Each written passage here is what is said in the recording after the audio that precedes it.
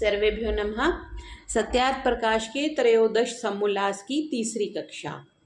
कल हमने देखा था कि प्रसंगवशात महर्षि ने ये एक्सप्लेन किया था कि जो लास्ट राइट्स हैं, जो अंतिम संस्कार है, वो जलाना ही उपयुक्त है, गाड़ना या जल में प्रवाह करना जो है वो उपयुक्त नहीं है। गाड़ना तो बिल्कुल ही उपयुक्त नहीं है। कुछ परिस्थितियों में जल में प्रवाह करना स्वीकार्य हो सकता है, लेकिन अंतिम संस्कार जो है वो जैसे संस्कार विधि में लिखा है कि शरीर को पांच भूतों में उसके अलग अलग तत्व चले जाते हैं जब हम अग्नि को समर्पित करते हैं। तो महर्षि ने लिखा था कि भूमि भी गाड़ने के समान अधिक नहीं बिगड़ती और कब्र के देखने से भय आता है, सो गाड़ना आदि जो है सर्वथा निषिद्ध है। मेरे पास जो पुस्तक है उसमें 330 पृष्ठ संख्या से आज प्रारंभ कर रहे हैं तीसरी कक्षा। 28वें प्रकरण में क्या कह रहे हैं कि परमेश्वर मेरे स्वामी अब्राहम का ईश्वर धन्य है, जिसने मेरे स्वामी को अपनी दया और अपनी सच्चाई बिना ना छोड़ा। मार्ग में परमेश्वर ने मेरे स्वामी के भाइयों के घर की ओर मेरी अगुवाई की। ये तौरत उत्पत्ति पर्व 24 में आयत है 27वां।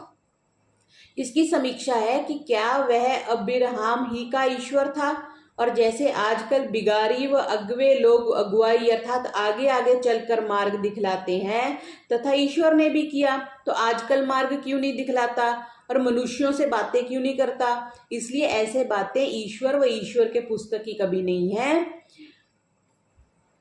सिर्फ जंगली मनुष्यों की हो सकती हैं। 29वां, इस्माइल के बेटों के नाम ये हैं। इस्माइल का पैलौठा नबीत और कीदार और अदबियल और मिबसाम और मिसमा और दुमहा और मस्सा, हदर और तैमा, इतूर, नफीस और किदीमा। ये आयत 13 से 15 में। तो समीक्षा यह है कि यह इस्माइल अब्राहम से उसकी हाजिर दासी का पुत्र हुआ था। फिर तीसरे में क्या कह रहे हैं कि मैं तेरे पिता की रुचि के समान स्वादिष्ट भोजन बनाऊंगी और तू अपने पिता के पास ले जाइयो, जिससे वह खाएं और अपने मरने से आगे तुझे आशीष देवें। और रिबका ने घर में अपने जेठे बेटे एसो का अच्छा पहरावा लिया और बकरी के मेमनों का चमड़ा उसके हाथों और गले की चिकनाई पर लपेटा। तब याकूब अपने पिता से बोला कि मैं अपना पैलौठी एसू हूँ, आपके कहने के समान मैंने किया है। उठ बैठिए और मेरे अहेर के मांस में से खाइए, जिससे आपका प्राण मुझे आशीष दें। आयत 9, 10, 15, 16 और 18। इसकी समीक्षा के देखिए, ऐसे झूठ कपट से आशीर्वाद लेके पश्चात सिद्ध और पैगंबर बनते हैं, क्या यह आश्चर्य की बात नहीं है? और ऐसे ईसाइयों के अगुआ हुए हैं, पुनः इनके मत की गड़बड़ में क्या न्यूनता हो। फिर 31वें में कह रहे हैं, और याकूब बिहान को तड़के उठा और उस पत्थर को जिसे उसने अपने नाम उसीसा किया था खंबा खड़ा किया, उस पर तेल डाला और उस स्थान का नाम बैतैल रखा, और यह पत्थर जो मैंने खंबा खड़ा किया ईश्वर का घर होगा। आयत 18, 19 और 22। समीक्षा है कि अब देखिए जंगलियों के काम। इन्होंने पत्थर पूजे और पुजवाए, और इसको मुसलमान लोग बैतल मुकद्दस कहते हैं। क्या यही पत्थर ईश्वर का घर और उसी पत्थर मात्र में ईश्वर रहता था?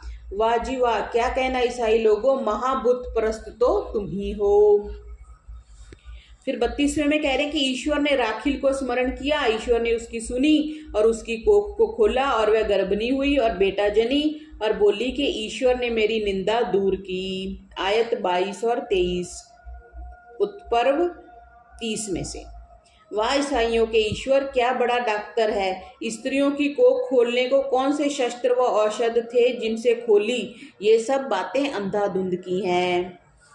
फिर 33वें में, परंतु ईश्वर अरामी लावन कने स्वप्न में रात को आया और उसे कहा कि चौकस रह,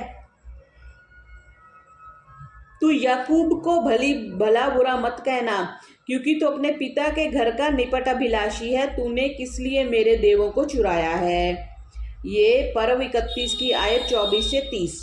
यह हम नमूना लिखते हैं। इसकी समीक्षा, हजारों मनुष्यों को स्वप्न में आया, बातें की, जागृत साक्षात मिला, खाया पिया, आया गया आदि बाइबल में लिखा है, परंतु अब न जाने वह है या नहीं। क्योंकि अब किसी को स्वप्न व जागृत में भी ईश्वर नहीं मिलता। और यह भी विदित हुआ कि ये जंगली लोग पाषाण आदि मूर्तियों को देव मानकर पूजते थे, परंतु ईश्वर, ईसाइयों का ईश्वर भी पत्थर ही को देव मानता है, नहीं तो देवों का चुराना कैसे घटे। फिर 34वां पॉइंट है कि याकूब अपने मार्ग पर चला गया और ईश्वर के दूत उसे आ मिले, और याकूब ने उन्हें देख के कहा कि यह ईश्वर की सेना है। इसकी समीक्षा है कि अब ईसाइयों का ईश्वर मनुष्य में कुछ भी संदिग्ध नहीं रहा, क्योंकि सेना भी रखता है, और जब सेना हुई तो शस्त्र भी होंगे, और जहां तहां चढ़ाई करके लड़ाई भी करता होगा, नहीं तो सेना रखने का क्या प्रयोजन है। तो आगे 35वें में क्या कह रहे हैं, और याकूब अकेला रह गया और वहां पौ फटे लो एक जन उससे मल युद्ध करता रहा, और जब उसने देखा वह उस पर प्रबल ना हुआ तो उसकी जांघ को भीतर से छुआ, तब याकूब की जांघ की नस उसके संग मल युद्ध करने में चढ़ गई। तब वह बोला कि मुझे जान दे, क्योंकि पौ फटती है, और वह बोला मैं तुझे जान ना देऊंगा, अब लो तुम मुझे आशीष ना देवे। तब उसने उसे कहा कि तेरा नाम क्या है, वो बोला याकूब। तब उसने कहा तेरा नाम आगे को याकूब ना होगा, परंतु इज़राइल, तूने ईश्वर के आगे और मनुष्यों के आगे राजा की नाई मलयुद्ध किया और जीता। तब याकूब ने यह कहिए कि उससे पूछा अपना नाम बताइए, तो वह बोला तू मेरा नाम क्यों पूछता है, और उसने उसे वहां आशीष दिया। याकूब ने उस स्थान का नाम फनूएल रखा, क्योंकि ईश्वर को प्रत्यक्ष देखा और मेरा प्राण बचा है। और जब यह फनूएल से पार चला तो सूर्य की ज्योति उस पर पड़ी और वह अपनी जांघ से लंगड़ाता था, इसलिए इस्राएल के वंश उस जांघ की नस को जो चढ़ गई थी आज लो नहीं खाते, क्योंकि उसने याकूब के जांघ की नस जो चढ़ गई थी छुआ था। ये आयत 24 से लेकर के 32 में पर्व है 32वां। अब इसकी समीक्षा क्या है कि जब ईसाइयों का ईश्वर अखाड़ मल्ल है, तभी तो सर और राखल पर पुत्र होने की कृपा की, भला यह कभी ईश्वर हो सकता है। और देखो लीला की एक जना नाम पूछे तो दूसरा अपना नाम ही ना बतलावे, और ईश्वर ने उसकी नाड़ी को चढ़ा तो दी और जीता गया, परंतु जो डॉक्टर होता तो जांघ की नाड़ी भी अच्छी कर देता। और ऐसा ईश्वर की भक्ति से जैसा कि याकूब लंगड़ाता रहा तो अन्य भक्त भी लंगड़ाते होंगे। जब ईश्वर को प्रत्यक्ष देखा और मल युद्ध किया, यह बिना शरीर वाले के कैसे हो सकती है, और यह केवल लड़कपन की लीला है। फिर 36 में कह रहे ईश्वर का मुंह देखा, आयत 10 में तो कह रहे हैं जब ईश्वर का मुंह है तो और भी सब अवयव होंगे और वह जन्म मरण वाला भी होगा। 37वें पॉइंट है, और यहूदा का पहिलौठा एर परमेश्वर की दृष्टि में दुष्ट था, सो परमेश्वर ने उसे मार डाला। तब यहूदा ने ओनान को कहा कि अपने भाई की पत्नी के पास जा और उससे ब्याह कर अपने भाई के लिए वंश चला। और ओनान ने जाना कि यह वंश मेरा ना होगा, और यूं कहा कि जब अपने भाई की पत्नी के पास गया तो वीर को भूमि पर गिरा दिया, और उसका वह कार्य परमेश्वर की दृष्टि में बुरा था, इसलिए उसने उसे भी मार डाला। आयत 7 से लेके 10 में लिखा है, पर्व है 38वां। इसकी समीक्षा के अब देख लीजिए, ये मनुष्यों के काम है या ईश्वर के। जब उसके साथ नियोग हुआ तो उसको क्यों मार डाला, उसकी बुद्धि शुद्ध क्यों ना कर दी।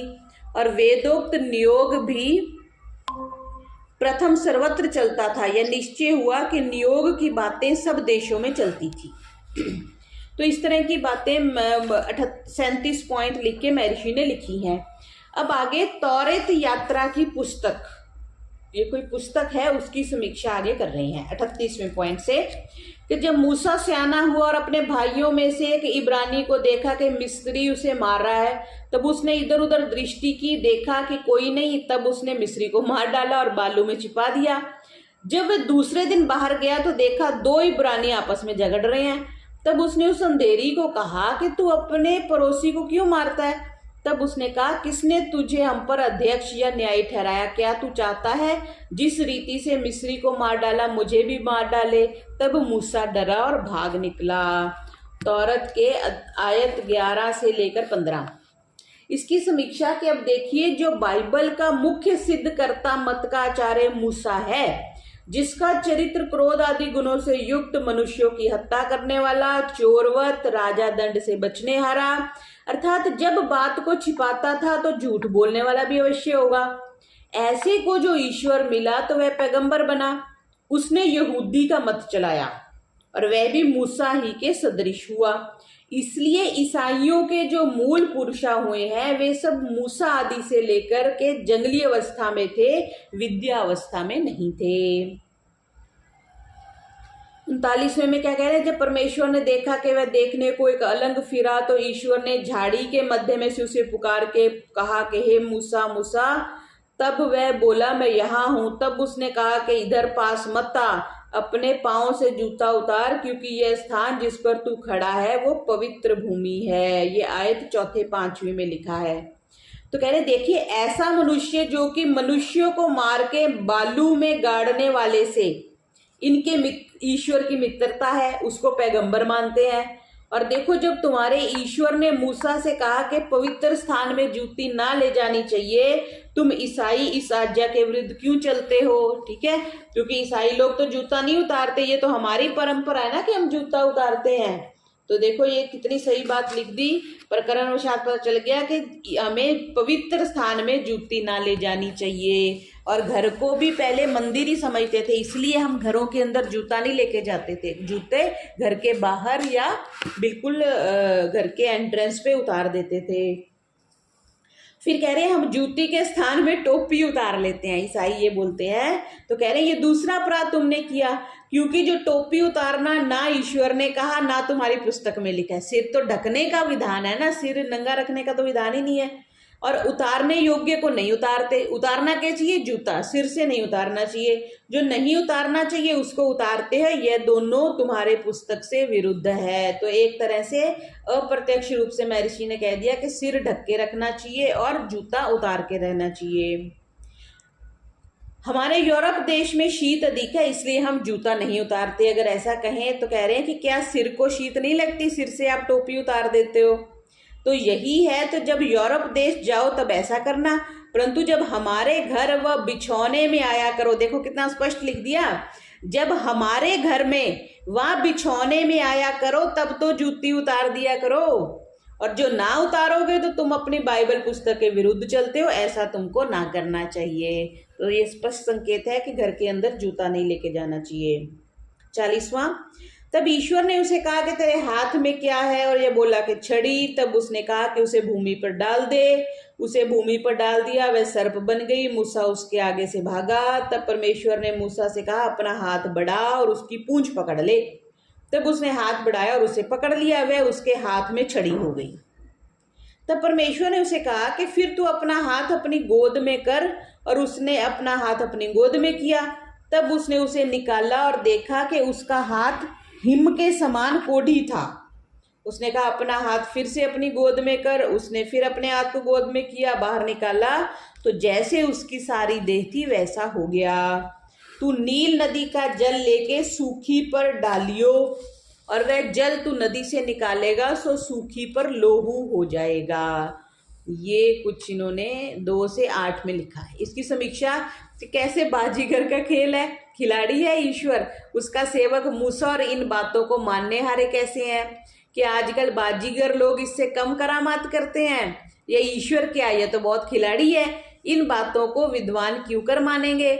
हर एक बार मैं परमेश्वर हूँ और अबिराम, इजहाक, याकूब का ईश्वर हूँ इत्यादि हर एक से अपने मुख से प्रशंसा करता फिरता है। यह बात उत्तम जन की नहीं हो सकती, किंतु दंभी पुरुष की हो सकती है। कोई वैसे भी अपनी तारीफ कर दे तो हम कहते हैं देख अपनी तारीफ स्वयं ही कर रहा है। तो अगर परमेश्वर स्वयं कर रहा है तो वो भी गलत है। फिर 41वें में क्या कह रहे हैं, ये पुस्तक की ही विवेचना है, आगे चलेगी अगले पृष्ठ तक। 41 में कह रहे हैं कि एक मुट्ठी जूफा ले, उस लेहू से जो बासन में बोर के ऊपर की चौखट के द्वार के दोनों और उसे छापो। तुम में से कोई बिहान लो, क्योंकि परमेश्वर मिस्र के मारने के लिए आर पार जाएगा। जब वह ऊपर की चौखट पर द्वार के दोनों ओर लोहू को देखे तब परमेश्वर द्वार से बीत जाएगा और नाशक तुम्हारे घरों में जाने ना देगा कि मारे। ऐसी भाषा है उनकी, देखो। तो इसको कह रहे हैं कि भला ये टोने टाहमन करने के समान है, वह ईश्वर सर्वज्ञ कभी नहीं हो सकता है। जब लोहू का छापा देखे तभी इस्राएल के कुल के घर जाने, अन्यथा नहीं। मतलब उसको पता नहीं ये किसका घर है। यह कम शुद्ध बुद्धि वालों मनुष्यों के सदृश है। इससे यह विदित होता है कि ये बातें किसी जंगली मनुष्य ने लिखी हैं। 42वां, और ये हुआ कि परमेश्वर ने आधी रात को मिस्र के देश में सारे पैलौठों को फिरौन के पैलौठों से लेकर जो अपने सिंहासन पर बैठता था उस बंधुआ के पैलौठों जो बंदीगृह में थे पशुन के पैलौठों समेत नाश किए। और रात को फिर उठा और उसके सब सेवक सारे मिस्री उठे। मिस्र में बड़ा विलाप था क्योंकि घर कोई ना रहा जिसमें एक ना मरा, मतलब घर घर में कोई ना कोई मर गया। आयत है 29 और 30। वाह, अच्छी आधी रात को डाकू के समान निर्दयी होकर ईसाइयों के ईश्वर ने लड़के वाले विरुद्ध पशु तक को भी बिना अपराध के मार दिया और कुछ भी दया ना आई। और मिस्र में बड़ा विलाप होता रहा तो भी ईसाइयों के ईश्वर के चित्त से निष्ठुरता नष्ट ना हुई। ऐसा काम ईश्वर का तो क्या किंतु साधारण मनुष्य के भी करने का नहीं है। यह आश्चर्य नहीं, क्योंकि लिखा है मांसाहारी ना कुतो दया। जो मांसाहारी है वो दया नहीं करते, क्योंकि जिसने मार ही दिया तो वो कुछ भी कर सकता है। जब ईसाइयों का ईश्वर ही मांसाहारी है तो उसको दया करने से क्या काम।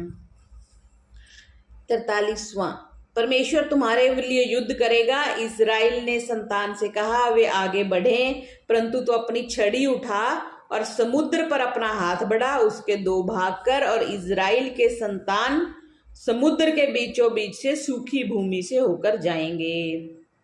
क्यों जी, आगे तो ईश्वर भेड़ों के पीछे गडड़ियों के समान इज़राइल कुल के पीछे पीछे डोला करता था, अब ना जाने का अंतर्धान हो गया।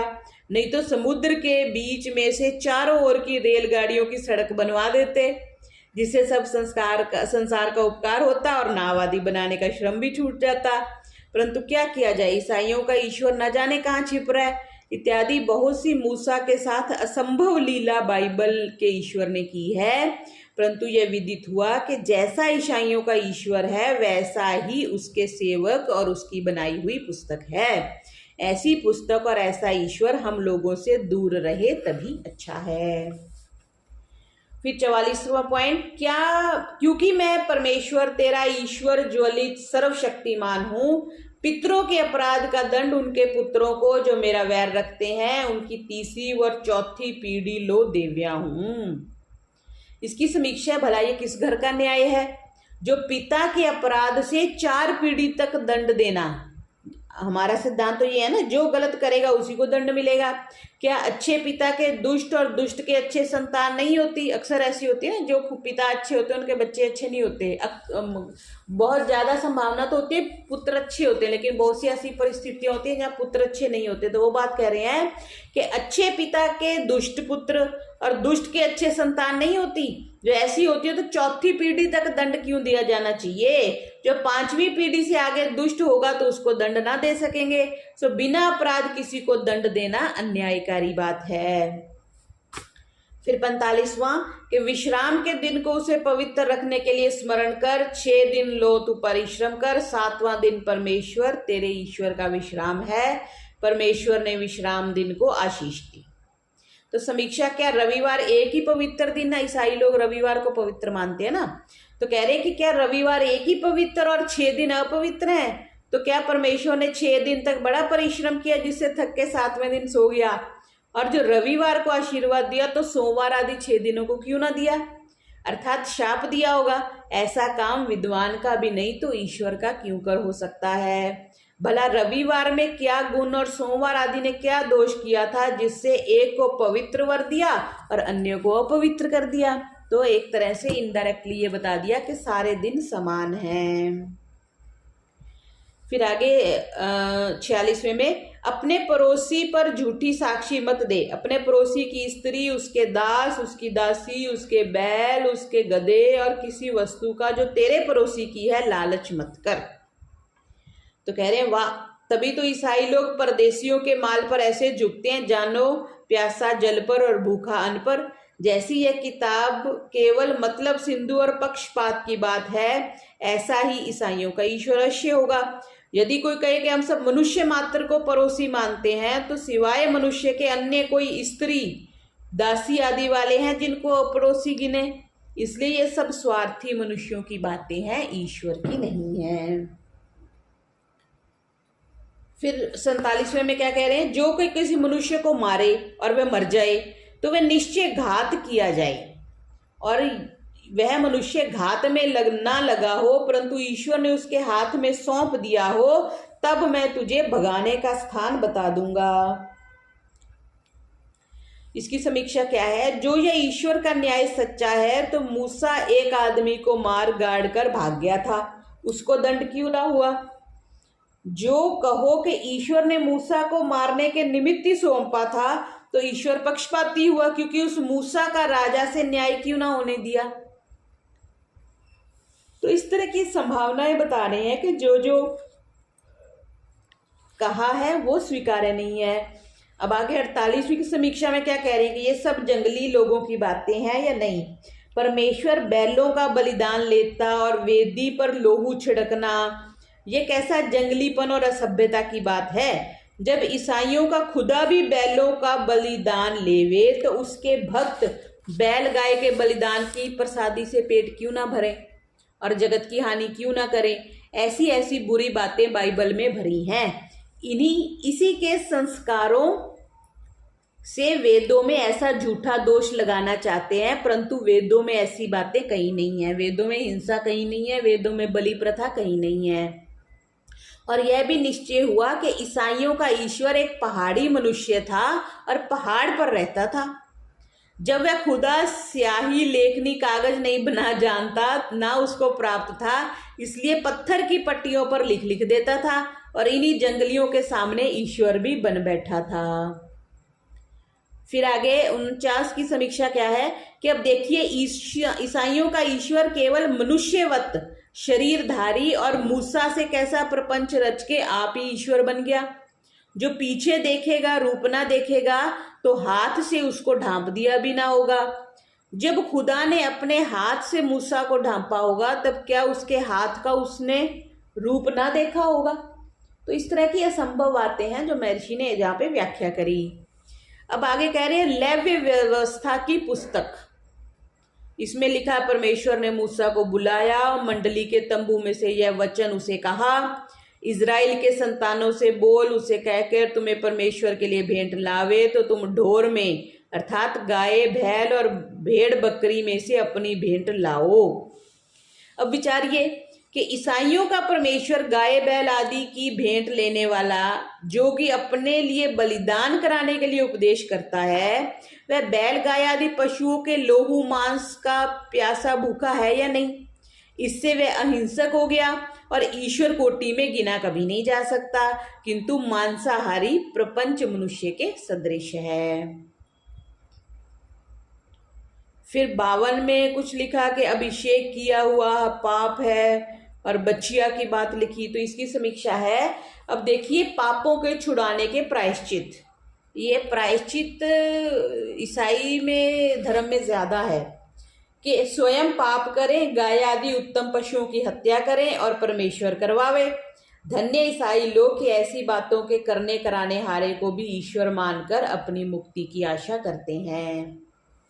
फिर कह रहे हैं कि जब कोई अध्यक्ष पाप करे तब वह बकरी का निष्खोट नर मेमना अपनी भेंट के लिए लावे और उसे परमेश्वर के आगे बलि करे। यह पाप की भेंट है। बलि प्रथा को प्रबल कर रहे हैं ये। तो कह रहे हैं वाह जी, यदि ऐसा है तो इनके अध्यक्ष, न्यायाधीश, सेनापति आदि पाप करने से क्यों डरते होंगे। जब पाप कर लो और एक बकरा चढ़ा दो, मुक्ति मिल जाएगी, पाप से माफी हो जाएगी, तो पाप हर कोई करेगा। आप तो यथेष्ट पाप करें और प्रायश्चित के बदले में गाय, बछिया, बकरे आदि के प्राण लेवें। तभी तो ईसाई लोग किसी पशु व पक्षी के प्राण लेने में शंकित नहीं होते। सुनो ईसाई लोगों, अब तो इस जंगली मत को छोड़ के सुसभ्य धर्ममय वेद मत को स्वीकार करो, जिससे तुम्हारा कल्याण हो। फिर आगे कुछ भेड़ की और उसके बच्चों की बात करी है, उसकी समीक्षा कर रहे हैं कि अब सुनिए, ईसाइयों में पाप करने से कोई धनाढ्य ना डरता होगा, ना दरिद्र। क्यों? क्योंकि बकरा चढ़ाया, गाय चढ़ाई, बैल चढ़ाई तो माफी मिल जाएगी। क्योंकि इनके ईश्वर ने पापों का प्रायश्चित करना सहज कर रखा है, आराम से हो गया ना। एक बात ईसाइयों की बाइबल में बड़ी अद्भुत है कि बिना कष्ट किए पाप से पाप छूट जाए। क्योंकि एक तो पाप किया, दूसरे जीवों की हिंसा की और खूब आनंद से मांस खाया और पाप भी छूट गया, ये तो बहुत बढ़िया हो गया। भला कपोत के बच्चे का गला मरोड़ने से वह बहुत देर तक तड़पता होगा, तब भी ईसाइयों को दया नहीं आती। दया क्यों करावे? क्योंकि इनके ईश्वर का उपदेश ही हिंसा करने का है। और जब सब पापों का ऐसा प्रायश्चित है तो ईसा के विश्वास से पाप छूट जाता है, यह बड़ा आडंबर क्यों करते हो? 55वां, जो उसी बलिदान की खाल उसी याजक की होगी जिसने उसे चढ़ाया। समस्त भोजन की भेंट तंदूर में पकाई जाए, सब जो कढ़ाई में तवे पर सो उसी याजक की होगी। तो कह रहे हैं कि हम जानते हैं यहाँ देवी के भोंपे और मंदिर के पुजारियों की पोप लीला विचित्र है, किंतु ईसाइयों के ईश्वर और उनके पुजारियों की पोप लीला इससे सहस्र गुना बढ़कर है। क्योंकि चाम के दाम और भोजन के पदार्थ खाने को आवे। फिर ईसाइयों के याजकों ने खूब मौज उड़ाई, अब भी उड़ाते होंगे। भला कोई मनुष्य एक लड़के को मरवावे, दूसरे लड़के को उसका मांस खिलावे, ऐसा कभी हो सकता है? नहीं हो सकता। वैसे ही ईश्वर के सब मनुष्य, पशु पक्षी आदि जीव जो है वो पुत्रवत है, तो परमेश्वर ऐसा काम कभी नहीं कर सकता। इसी से यह बाइबल जो है वो ईश्वर कृत और इसमें लिखा ईश्वर और इसके मानने वाले धर्मज्ञ कभी नहीं हो सकते। ऐसी सब बातें लैव्य व्यवस्था आदि पुस्तकों में भरी है, कहाँ तक गिनावें। फिर आगे गिनती की पुस्तक है, इसको भी देख लेते हैं। तो इसमें 56वें में क्या लिखा? सो गदही ने परमेश्वर के दूत को अपने हाथ में तलवार खींचे हुए मार्ग में खड़ा देखा। गदही मार्ग से अलग खेत में फिर गई। उसे मार्ग में फिरने के लिए बलाम ने गदही को लाठी से मारा। तब परमेश्वर ने गदही का मुंह खोला और उसे बलाम से कहा कि मैंने तेरा क्या किया है, तूने मुझे अब 3 बार मारा। तो इसकी समीक्षा यह है कि प्रथम तो गधे तक ईश्वर के दूतों को देखते थे और आजकल बिशप, पादरी आदि श्रेष्ठ व अश्रेष्ठ मनुष्यों को भी खुदा व उसके दूत नहीं दिखते। तब तो ईश्वर दिखते थे, अब तो बड़े इनके जो सिद्ध लोग हैं उनको भी नहीं दिखते। क्या आजकल परमेश्वर उसके दूत नहीं है? यदि हैं तो क्या बड़ी नींद में सो रहे हैं? वह रोगी अथवा अन्य भूगोल में चले गए, वह किसी अन्य धंधे में लग गए, या ईसाइयों से रुष्ट हो गए या मर गए। विदित नहीं होता कि क्या हुआ। अनुमान तो ऐसा होता है जो अब नहीं है, नहीं दिखते, तब भी नहीं थे और ना ही दिखते होंगे, किंतु ये केवल मनमाने गपोड़े उड़ाए हैं। 57, जो अब लड़कों में से हर एक बेटे को, हर स्त्री को जो पुरुष से संयुक्त हुई हो प्राण से मारो, परंतु वे बेटियां जो पुरुष से संयुक्त नहीं हुई हैं उन्हें अपने लिए जीती रखो। तो कह रहे वाह जी, मूसा पैगंबर और तुम्हारा ईश्वर धन्य है जो स्त्री, बालक, वृद्ध, पशु की हत्या करने से भी अलग ना रहे। इससे स्पष्ट निश्चित होता है कि जो मूसा था वो विषयी था, क्योंकि जो विषयी ना होता तो अक्षत योनि अर्थात पुरुषों से समागम ना की हुई कन्याओं को अपने लिए क्यों मंगवाता और उनको ऐसी निर्दय व विषेपन आज्ञा क्यों देता। तो ये आगे चलेगी। समूएल की दूसरी पुस्तक, राजाओं की पुस्तक, जबूर का दूसरा भाग, ये महर्षि ने काफ़ी इसकी व्याख्या करी है, विवेचना करी है।